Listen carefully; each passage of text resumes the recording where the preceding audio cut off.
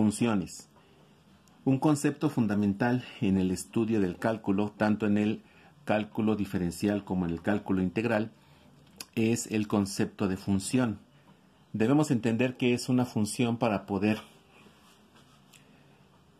entender a su vez los conceptos de derivadas, de integrales y todo lo que se desprende del estudio del cálculo. Aquí tenemos una definición donde hemos subrayado las palabras clave para entenderla. Y esta definición nos dice que una función es una relación entre dos variables. Aquí hay dos términos importantes, relación y dos variables. Una llamada independiente y la otra llamada dependiente, donde la relación entre ellas es tal que para cada valor de la variable independiente corresponde uno y solo uno valor de la variable dependiente. Aquí hay dos conceptos básicos, la variable independiente y la variable dependiente. Lo que nos está diciendo esta definición es que una función es una relación matemática entre dos variables, en donde cuando una de ellas experimenta un cambio, ese cambio se refleja en un solo valor correspondiente a la otra variable. Esto es importante porque de aquí podemos definir algunos conceptos para entender cuándo algo es una función y cuándo no es una función. Bueno, entonces aquí lo primero que debemos entender es que hay dos variables. Una variable llamada variable independiente, que por lo general es X, o si estamos, por ejemplo, estudiando física, la variable independiente comúnmente es T, porque es el tiempo, o puede ser otra variable, pero para el estudio puramente matemático utilizamos la letra X, y eso en minúscula. Pero también tenemos una variable dependiente.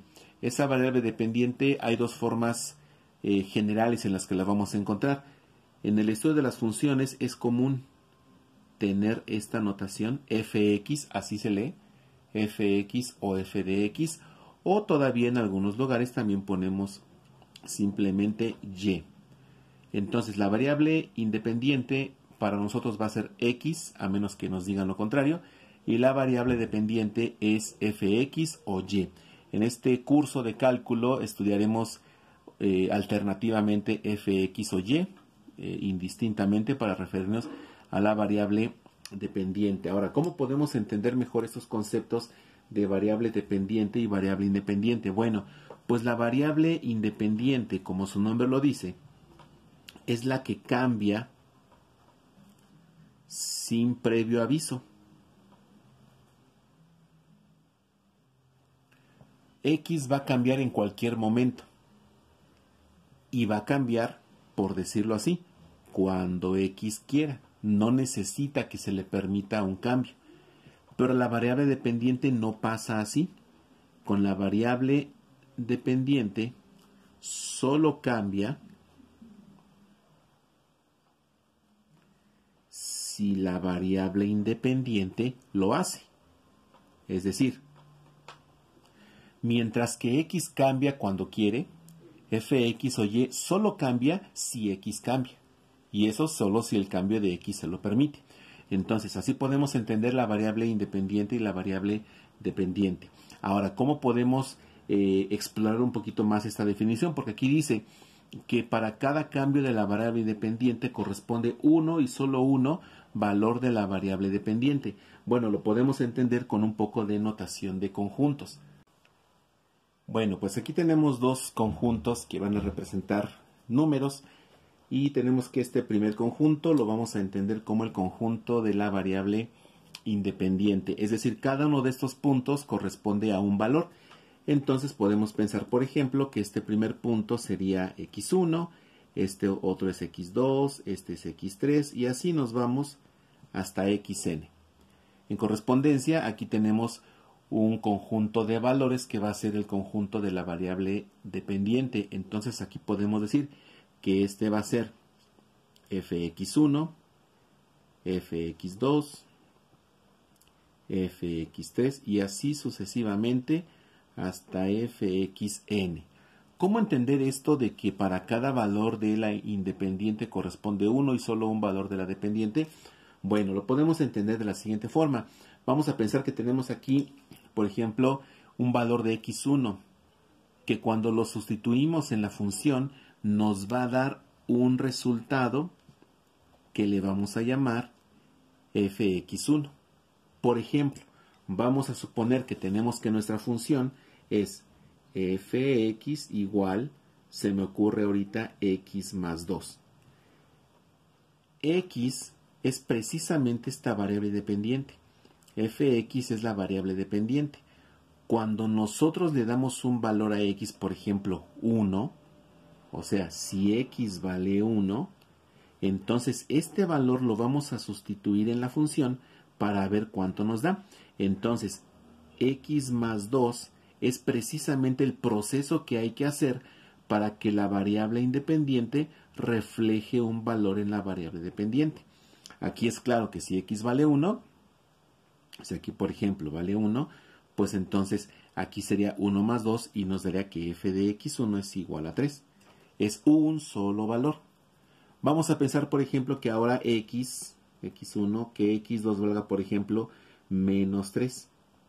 Si x2 vale menos 3, o sea, si este puntito que representa el menos 3, entonces también aquí se va a provocar un valor que se va a reflejar en el conjunto de la dependiente. Y aquí tendríamos también x más 2. Entonces tendríamos menos 3 más 2 nos da menos 1. Entonces f de x2 nos daría menos 1. Y así podemos ir sucesivamente. Pero también puede suceder que un solo valor, que un valor de x y otro valor de x nos den, por ejemplo, un mismo resultado. Vamos a suponer que aquí tenemos este valor, que x3 nos dé, por ejemplo, este valor. Pero resulta que hay un valor de x4, no necesariamente tiene que ser sucesivo, que también nos va a dar este valor. O sea, puede haber dos valores de una variable independiente que nos den un mismo valor de la dependiente. ¿Cómo puede ser eso? Bueno, por ejemplo, vamos a pensar que ahora tengamos la función fx es igual a x cuadrada. Si decimos, por ejemplo, que x vale menos 2, pues al elevarlo al cuadrado, si tenemos aquí, por ejemplo, x cuadrada, tendríamos menos 2 al cuadrado nos da 4. Entonces, esto nos da 4 positivo. Pero vamos a pensar que el otro valor de x, por ejemplo, es 2 positivo. Entonces, igual aquí tendríamos x cuadrada y sería 2 al cuadrado nos da 4 positivo. O sea, puede suceder que dos valores diferentes de la independiente nos den un mismo valor de la dependiente. Lo que no puede suceder es que un solo valor de la variable independiente nos diera al mismo tiempo un valor que fuera, por ejemplo, fx4 y que al mismo tiempo nos diera un valor diferente en la variable dependiente. Esto no puede ocurrir. Por eso dice la definición, para cada valor de la variable independiente corresponde uno y solo uno valor de la variable dependiente. No puede ser que tengamos un solo valor del independiente que nos genere dos valores de la variable dependiente. Entonces, así podemos entender este primer concepto de las funciones. Ahora, ¿qué tipos de funciones vamos a tener? Bueno, hay muchas. La clave es que exista una función que tenga una variable independiente y una variable dependiente. Por supuesto que hay funciones que pueden ser trigonométricas, funciones algebraicas, funciones logarítmicas, en fin. Vamos a poner entonces algunos ejemplos, no para explicarlos, pero sí para aprender a identificar cómo se pueden ver los diferentes tipos de funciones. Bueno, ¿qué ejemplos de funciones podemos encontrar? Pues, por ejemplo, hay funciones del tipo algebraico. Por ejemplo, decimos que fx es igual a x cuadrada más 1. Este es un ejemplo de una función algebraica. Otra función algebraica podría ser fx es igual a menos un tercio de x más 2 octavos. También es una función algebraica. También es común encontrar las funciones trigonométricas. Por ejemplo, esta función f(x) igual a 2 veces el seno de x. Esta ya es una función trigonométrica porque está involucrando una función seno. Las funciones trigonométricas también es común que se pongan en términos de otra variable. Por ejemplo, puede ser que la variable sea la letra teta. En cálculo vectorial, en el movimiento circular uniforme, el movimiento acelerado circular de física, se utiliza, por ejemplo, la variable teta para hablar de ese desplazamiento angular.